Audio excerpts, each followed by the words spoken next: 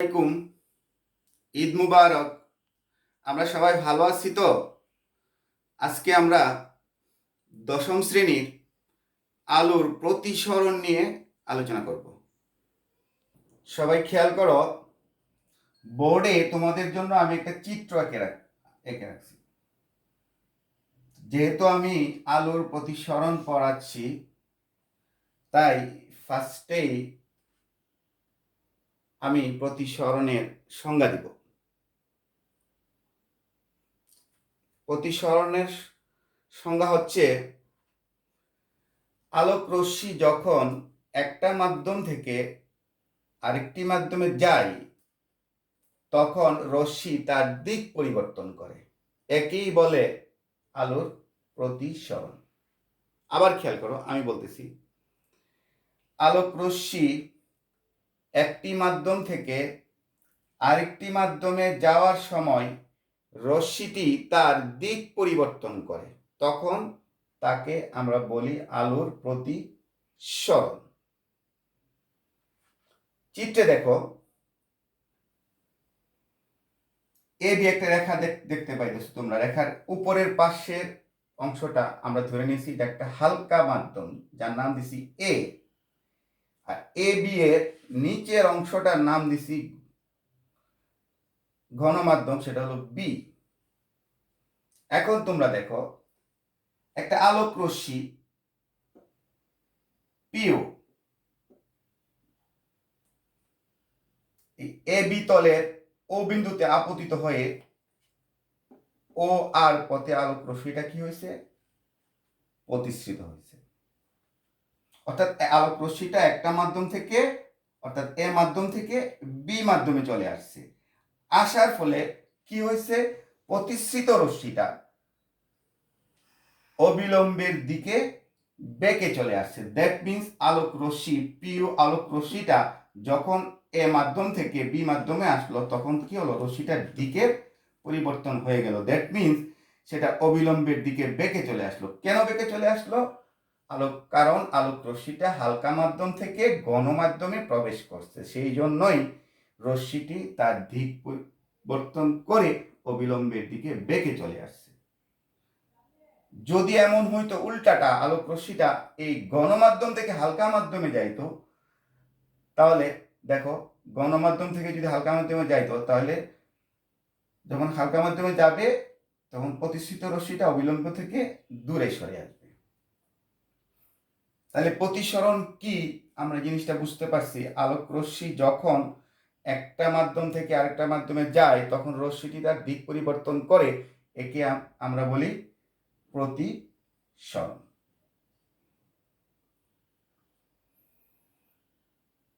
প্রতিসরণের নিয়ম হলো আমাদের দুটি। এরপর হলো প্রতিসরণের নিয়ম। প্রতিসরণের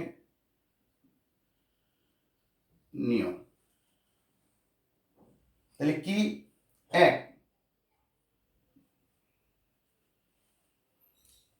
আপতিত রশ্মি পিও, দেখো আপতিত রশ্মিটার নাম কি দিছি? পিও, কমা প্রতিসৃত রশ্মি ও আর, কমা আপতন বিন্দুতে অঙ্কিত অবিলম্ব এন ও N prime. That means N ও এন প্রাইম, তারা কি করতেছে? একই তলে অবস্থান করে। এটা হলো কি? প্রতিসরণের প্রথম নিয়ম। আপতিত রশ্মি পিও, প্রতিসৃত রশ্মি ও আর, এবং আপতন বিন্দু দ্যাট মিনস ও, ওতে অঙ্কিত অবিলম্ব এন ও এন প্রাইম একই তলে অবস্থান করে। এই হলো প্রতিসরণের প্রথম নিয়ম। দুই, দ্বিতীয় নিয়ম। সবাই তোমরা আমার কথাটা খেয়াল করো। এক জোড়া নির্দিষ্ট মাধ্যম ও একটি নির্দিষ্ট বর্ণের আলোর জন্য আপতন কোণের সাইন ও প্রতিসরণ কোণের সাইনের অনুপাতকে বলা হয় প্রতিসরণাঙ্ক। আবার আমি বলি, এক জোড়া নির্দিষ্ট মাধ্যম ও একটি নির্দিষ্ট বর্ণের আলোর জন্য আপতন কোণের সাইন ও প্রতিসরণ কোণের সাইনের অনুপাতকে বলা হয় প্রতিসরাঙ্ক। এই প্রতিসরাঙ্ককে গ্রিক লেটার মিউ দ্বারা প্রকাশ করা হয়। কি দ্বারা প্রকাশ করা হয়? মিউ। দেখো তাহলে মিউ লিখলাম, মিউ ইকুয়ালস টু এক জোড়া নির্দিষ্ট মাধ্যম, অর্থাৎ হালকা মাধ্যম, গণমাধ্যম, দ্যাট মিনস এ এবং বি দুইটা মাধ্যম হয়ে গেল কি এক জোড়া নির্দিষ্ট মাধ্যম, একটা হালকা একটা গণ, এবং একটা নির্দিষ্ট বর্ণের আলো। এই পিউটা হবে একটা নির্দিষ্ট বর্ণের আলো। নির্দিষ্ট বর্ণের আলোর জন্য আপতন কোণের সাইন, দ্যাট মিনস আপতিত রশ্মি পিউ অবিলম্বের সাথে যে কোণ উৎপন্ন করে, মানে আই কোণ, এটাকে আমরা বলা হয় আপতন কোণ। আপতন কোণের sine, that means sine I, এবং প্রতিসরণ কোণের সাইন, দ্যাট মিনস প্রতিসৃত রশ্মিটা অবিলম্বের সাথে যে কোণ উৎপন্ন করে সেটাকে আমরা বলি প্রতিসরণ কোণ। আবার প্রতিসৃত রশ্মিটা, দ্যাট মিনস ও আর, অবিলম্বের সাথে যে কোণ উৎপন্ন করে, দ্যাট মিনস আর কোণ, এটাকে বলা হয় কি প্রতিসরণ কোণ।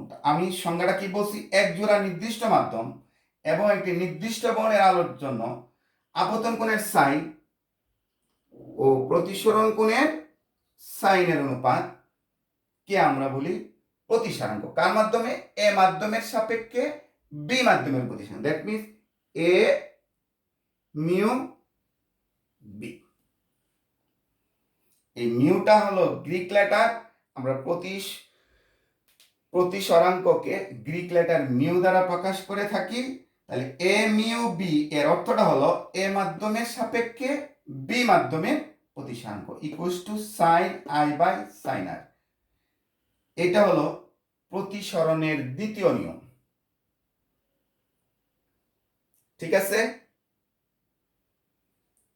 তাহলে যদি প্রতিসরাঙ্কের সংজ্ঞা আসে, আমরা এটাই দিব, এ মিউ বি অর্থাৎ এ মাধ্যমের সাপেক্ষে বি মাধ্যমের প্রতিসরাঙ্ক equals to sine I by sine R. That means এক জোড়া নির্দিষ্ট মাধ্যম এবং একটি নির্দিষ্ট বর্ণের আলোর জন্য আপতন কোণের সাইন ও প্রতিসরণ কোণের সাইনের অনুপাত একটা ধ্রুব রাশি।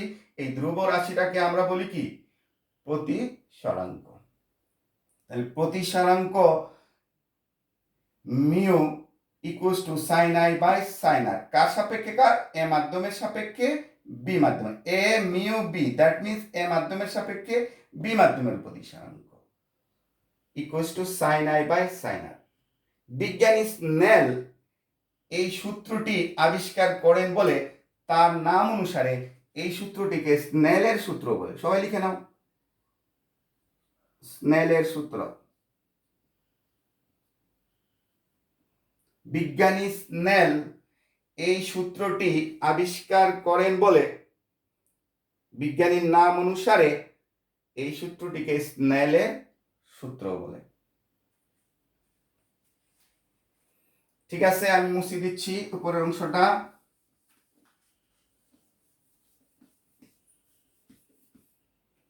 তুমি খেয়াল করো,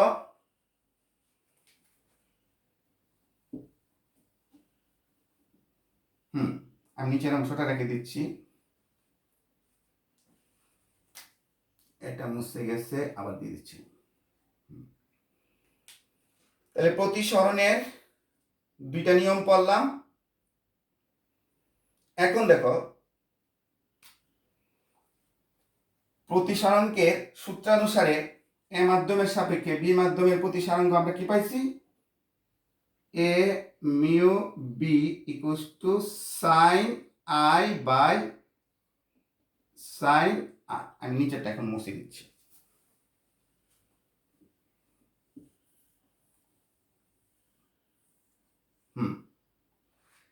তাহলে প্রতিসরাঙ্কের দ্বিতীয় সূত্রানুসারে আমরা লিখছি এ মিউ বি অর্থাৎ এ মাধ্যমের সাপেক্ষে বি মাধ্যমের প্রতিসরাঙ্ক equals to sine I by sine R. এখন আলোক রশ্মি যদি গণমাধ্যম থেকে হালকা মাধ্যমে যায়, তখন আপতন কোণটা কি হয়ে যাচ্ছে? আর আর তখন প্রতিসরণ কোণটা কি হয়ে যাচ্ছে? আই। সেক্ষেত্রে আমি কি লিখবো, B mu A equal to কি লিখবো, সাইন আর বাই সাইন। এই দুই সূত্র থেকে আমরা লিখতে পারি A mu B equal to 1/b mu A. এটা একটা ফর্মুলা লিখে নাও, কোড করে রাখছি আমি, দেখো এটা আমাদের কাজে লাগবে। A mu B equal to কি 1/b মিউ এ। লিখে নাও তোমরা, কোড করে রাখো। এই দুই সূত্র থেকে আমরা লিখতে পারি A mu B equal to 1/b mu A. মনে রাখবো আমরা সূত্রটাকে, আমি মুছে দিচ্ছি কিন্তু। ইয়েস,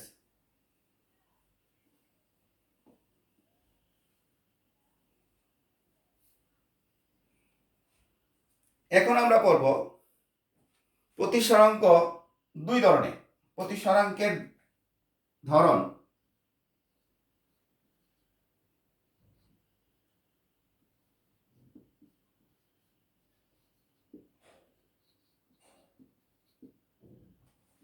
প্রতিসরাঙ্ক দুই ধরনের, এক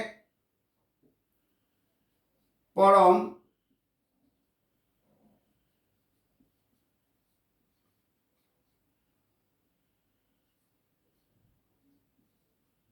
প্রতিসরাঙ্ক, দুই আপেক্ষিক প্রতিসরাঙ্ক। লিখে নাও তোমরা,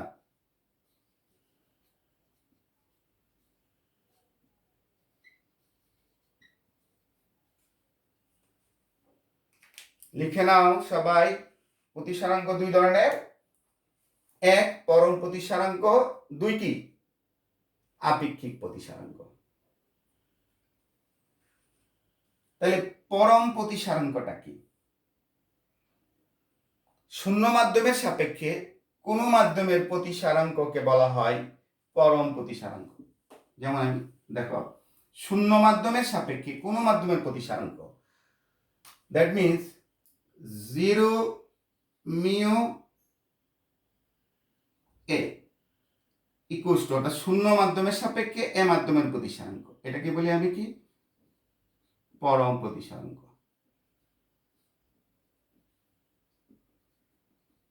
রাইট? আবার কি আপেক্ষিক প্রতিসরাঙ্ক।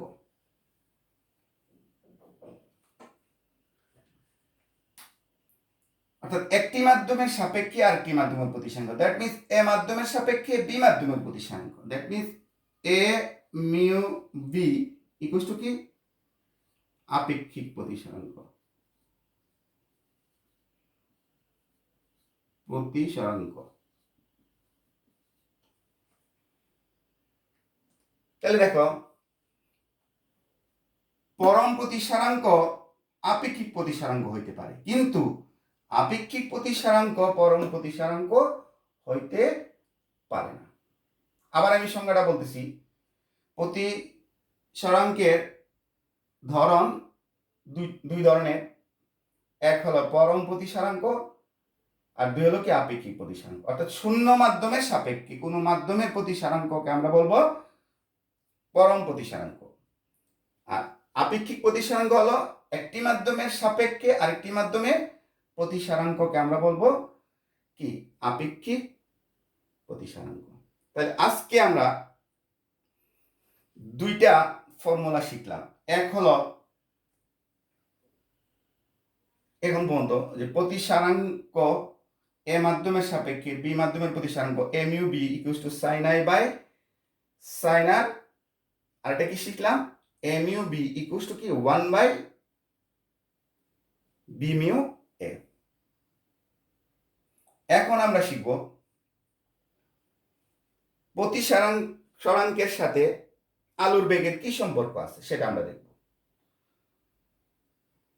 কি দেখব? প্রতিসরাঙ্কের সাথে আলোর বেগের সম্পর্ক। তাই আমি এখন পুরোটা চিত্রই আমি মুছে দিচ্ছি।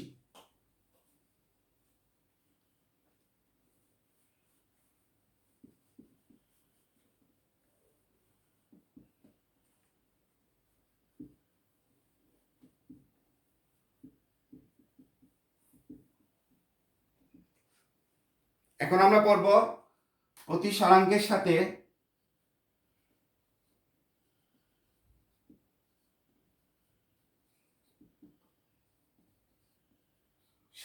আলোর বেগের সম্পর্ক।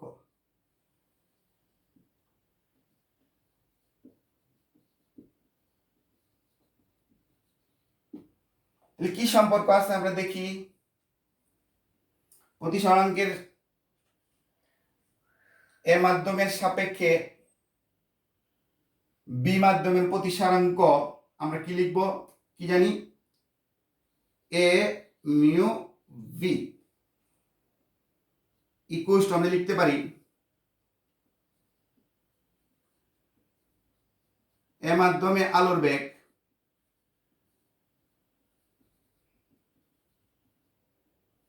ডিভাইডেড বাই বি মাধ্যমে আলোর বেগ। এটি হলো প্রতিসরাঙ্কের সাথে আলোর বেগের সম্পর্ক। এ মাধ্যমে আলোর বেগকে আমরা সি দ্বারা প্রকাশ করে থাকি। তাহলে এ মাধ্যমে আলোর বেগ C A divided by B মাধ্যমে আলোর বেগ সি বি। সুতরাং A mu B equals to C A by C B. এটি হলো প্রতিসরাঙ্কের সাথে আলোর বেগের সম্পর্ক। আরেকটা পাই গেছি, এটা ব্লক করে রাখো। তাহলে এটা কি, এটাকে আমরা বলি আপেক্ষিক প্রতিসরাঙ্কের ক্ষেত্রে। কার ক্ষেত্রে? আপেক্ষিক প্রতিসরাঙ্কের ক্ষেত্রে। প্রতিসরাঙ্কের সাথে কার সম্পর্ক? আলোর বেগের সম্পর্ক। এটা কার ক্ষেত্রে? আপেক্ষিক প্রতিসরাঙ্কের ক্ষেত্রে। এখন যদি আমি বলি পরম প্রতিসরাঙ্কের ক্ষেত্রে প্রতিসরাঙ্কের সাথে আলোর বেগের কি সম্পর্ক? পরম প্রতিসরাঙ্কের সংজ্ঞাটা কি ছিল? শূন্য মাধ্যমের সাপেক্ষে কোনো মাধ্যমের প্রতিসরাঙ্ক। ধরো তাহলে 0 মিউ বি এর আমি এ দিই, এটা কি হয়ে গেল? শূন্য মাধ্যমের সাপেক্ষে এ মাধ্যমের প্রতিসরাঙ্ক। এটা হয়ে গেল কি? পরম প্রতিসরাঙ্ক। এখানে কি হয়ে যাবে? C0 আর এই জায়গায় কি হয়ে যাবে? CA। তাহলে এটাকে আমরা কি বলবো? যে পরম প্রতিসরাঙ্কের ক্ষেত্রে এই জায়গাতে বলবো আপেক্ষিকের জায়গায় কি হয়ে যাবে? পরম প্রতিসরাঙ্কের ক্ষেত্রে। পরম প্রতিসরাঙ্কের ক্ষেত্রে প্রতিসরাঙ্কের সাথে কার সম্পর্ক? আলোর বেগের সম্পর্ক। এটা আমরা মনে রাখি। আমরা এখন এ মাধ্যমের সাপেক্ষে বি মাধ্যমের প্রতিসরাঙ্ক A mu B equals to sine I by sine R একটা ফর্মুলা পড়ছি। দ্বিতীয়ত পড়ছি কি? A mu B equals to 1 by B mu A. তৃতীয়ত আমরা পড়ছি কি? প্রতিসরাঙ্কের সাথে আলোর বেগের সম্পর্ক। আমরা এই তিনটা নিয়ম দিয়ে আমরা এখন কতগুলা প্রয়োগমূলক কোশ্চেন আমরা সলভ করতে চেষ্টা করি। ডান পাশে দেখো 4টা প্রয়োগমূলক কোশ্চেন আমাদের দেওয়া আছে। আমরা এতক্ষণ যা পড়লাম তার উপর বেস করে আমরা এই প্রয়োগমূলক কোশ্চেনগুলো সলভ করব এখন। ঠিক আছে? আমি মুছে দিচ্ছি। ফার্স্টেই অঙ্কটা তোমরা পড়ো। 1 নাম্বার কি দেওয়া আছে দেখো, কি দেওয়া আছে? শূন্য মাধ্যমে আলোর বেগ। দ্যাট মিনস আমার কি দেওয়া আছে? C0। শূন্য মাধ্যমে আলোর বেগ কত দেওয়া আছে? 3 × 10⁸ মিটার পার সেকেন্ড। 1 নাম্বার অঙ্ক আমরা সলভ করতেছি। পানিতে আলোর বেগ কত? That means CW equals to কি? পানিতে আলোর বেগ। এই জায়গাতে আমরা ইকুয়ালস টু আমরা লিখব শূন্য মাধ্যমে আলোর বেগ। শূন্য মাধ্যমে আলোর বেগ। আর CW ইকুয়ালস টু কি লিখব? পানিতে আলোর বেগ। ইকুয়ালস টু হোয়াট, এটা আমাদের বের করতে হবে। তাইলে প্রতিসরাঙ্কের সাথে আলোর বেগের সম্পর্কটা কি ছিল পরম প্রতিসরাঙ্কের ক্ষেত্রে? যেহেতু একটা মাধ্যম হলো শূন্য আর একটা মাধ্যম হলো কি পানি, তাহলে 0 mu W equals to C0 by CW। আমার দেখো পানির প্রতিসরাঙ্ক দেওয়া আছে 1.33, দ্যাট মিনস 0 মিউ ডাব্লিউ মানে কি শূন্য মাধ্যমের সাপেক্ষে পানির প্রতিসরাঙ্ক, তাহলে কত দেওয়া আছে 1.33 ইকুয়ালস টু কত C0 বাই CW। আমার কি বের করতে হবে? আমাকে CW, সুতরাং CW ইকুয়ালস টু কি C0 দ্যাট মিনস শূন্য মাধ্যমে আলোর বেগ কত 3 ইন্টু 10⁸ ডিভাইডেড বাই এখানে এই CWটা যদি আমি এখানে নিয়ে আসি, এখানে কি হবে 1.33, যদি আমি ভাগ করি 2.25 ইন্টু 10⁸ মিটার পার সেকেন্ড হয়ে গেল। আমার এক নাম্বার প্রয়োগমূলক কোশ্চেনের সলভ হয়ে গেল।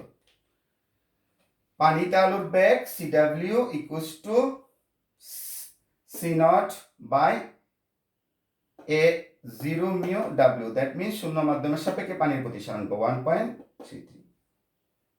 লিখে ফেল, আমি কিন্তু মুছে দিব।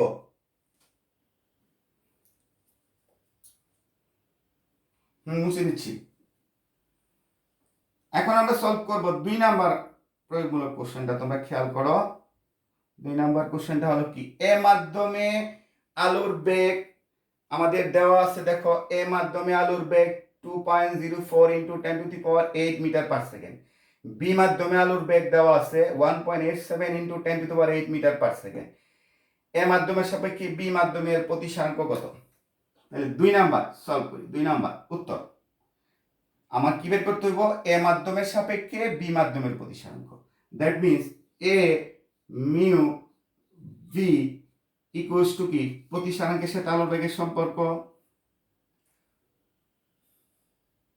এ মাধ্যমের সাপেক্ষে বি মাধ্যমের CA বাই CB। CA মানে কি এ মাধ্যমে আলোর বেগ, CB মানে কি বি মাধ্যমে আলোর বেগ। দুটোটাই আমার দেওয়া আছে। দেখো এ মাধ্যমে আলোর বেগ কত দেওয়া আছে 2.04 ইন্টু 10⁸, বি মাধ্যমে আলোর বেগ দেওয়া আছে 1.8 ইন্টু 10⁸। যদি আমি একটা ক্যালকুলেটরের সাহায্যে ক্যালকুলেশন করি 1.09, তাহলে এ মাধ্যমের সাপেক্ষে বি মাধ্যমের প্রতিসরাঙ্ক হয়ে গেল আমার 1.09। লিখে ফেলো, আমি মুছে ফেলবো।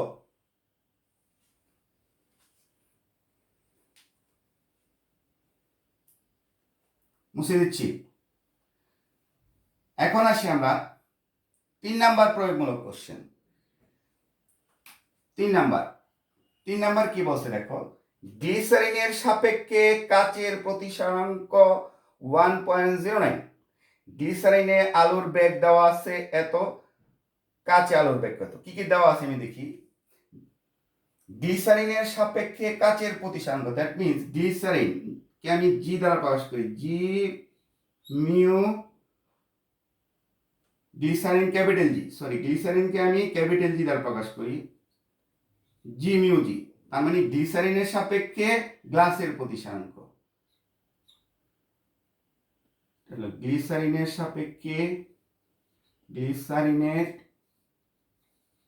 সাপেক্ষে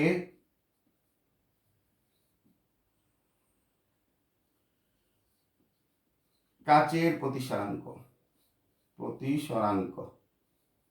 কত দেওয়া দেখো 1.09। গ্লিসারিনে আলোর বেগ দেওয়া আছে, দ্যাট মিনস গ্লিসারিনে আলোর বেগ সিজি ইকুয়ালস টু কি গ্লিসারিনে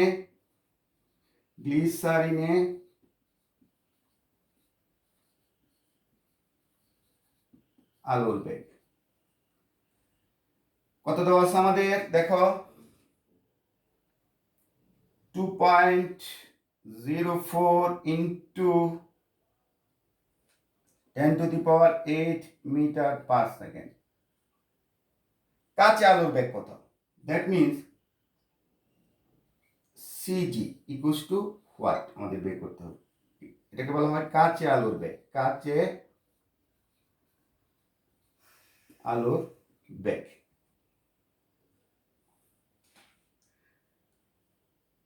দেখো আমরা কি জানি,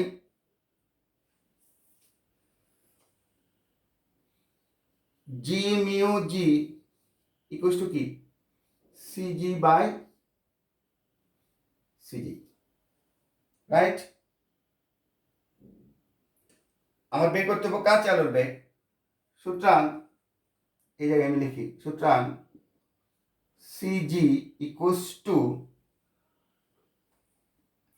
CG by G mu G, right? দেখো সিজি মানে কি? গ্লিসারিন আলুর বেগ। গ্লিসারিন আলুর বেগ দেওয়া আছে না আমাদের কত? গ্লিসারিন আলুর বেগ 2.04 ইন্টু 10⁸ ডিভাইডেড বাই গ্লিসারিনের সাপেক্ষে কাচের প্রতিসরাঙ্ক দেওয়া আছে 1.09। যদি আমি ভাগ করি,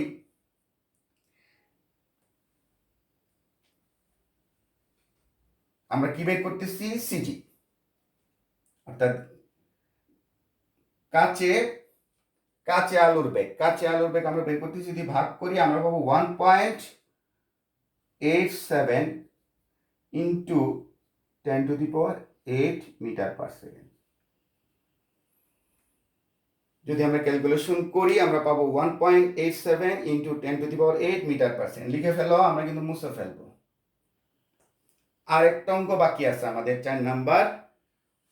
তোমরা লিখো, অঙ্কটা লিখে ফেলো, আমি মুছে দিচ্ছি। লাস্টে 4 নাম্বার অঙ্ক, আমরা শেষ পর্যায়ে চলে আসছি। 4 নাম্বার কি বলছে দেখো,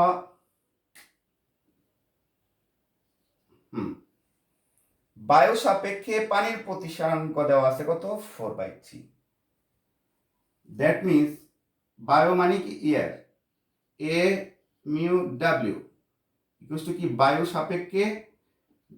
সাপেক্ষে পানির প্রতিসরাঙ্ক, রাইট? কত দেওয়া আছে? 4/3 ইকুয়ালস টু কত? 4/3। আমাকে বের করতে হবে পানি সাপেক্ষে বায়ু প্রতিসরাঙ্ক। That means W mu A equals to কি পানি সাপেক্ষে বায়ুর প্রতিসরাঙ্ক,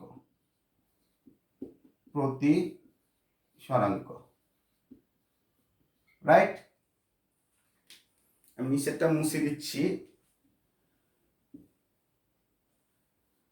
খেয়াল করো সবাই, বায়ু সাপেক্ষে পানির প্রতিসরাঙ্ক কত দেওয়া আছে আমাদের? 4/3। পানি সাপেক্ষে বায়ু প্রতিসরাঙ্ক কত? আমরা জানি A mu W equals to 1/w mu A. আমরা পড়ছিলাম না A mu B equals to 1/b mu A. Similarly আমরা লিখতে পারি A mu W, that means বায়ু সাপেক্ষে পানির প্রতিসরাঙ্ক equals to 1/w mu A. আমাকে কি বের করতে হবে? পানি সাপেক্ষে বায়ু প্রতিসরাঙ্ক, that means W mu A বের করতে হবে। সুতরাং W mu A equals to 1/a mu W, অর্থাৎ বায়ু সাপেক্ষে পানির প্রতিসরাঙ্ক। That means 1/4/3 equals to 3/4। Answer হয়ে গেছে। এটা আমরা পয়েন্টও নিতে পারি, কোনো অসুবিধা নাই। ওকে, থ্যাংক ইউ সবাইকে। নেক্সট ক্লাসে আবার আমাদের দেখা হবে।